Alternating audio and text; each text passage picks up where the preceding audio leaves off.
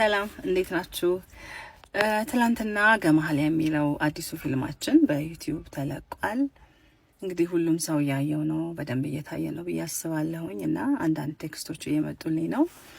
ፊልሙ እውነተኛ ታሪክ ነውና መጀመሪያ ላይ መግቢያው ላይ በእውነተኛ ታሪክ ላይ ተመሰረተ ተብሎ ተጽፎበታልና ይሄንን ፊልም ስታዩ እንደዚህ አይነት ስቃይ የሚያልፋለ ወይ ምናምን ብዙ ነገሮች አንዳንድ ሰው ሊሰማ ይችላልና እውነት ነው።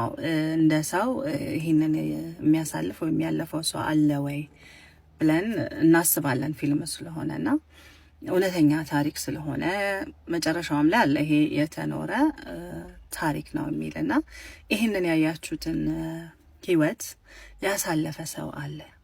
አሁንም ድረስ ግን ከዚህ በለጠ ነገር እያሳለፈ ያለ የሚያሳልፍ ብዙ ሰው አለ ብዬ ነው የማስበውና መጨረሻ ላይ ምንድነው መልእክቱ? ያው ሁሉም ነገር ያልፋል፣ የማያልፍ ነገር ምንም ነገር የለም የሚለው ነውና እውነት ነው። ምድር ላይ ምንም እኛም እናልፋለን፣ የማያልፍ ነገር ምንም ነገር የለም። ስለዚህ ጽናት፣ እምነት፣ ትዕግስት፣ ብርታት ካለ ሁሉም ነገር ያልፋል የሚለውን እንማርበታለን ብዬ አስባለሁ። ሁላችሁም እየገባችሁ 22 ዩቲዩብ ቻናል ላይ እዩት።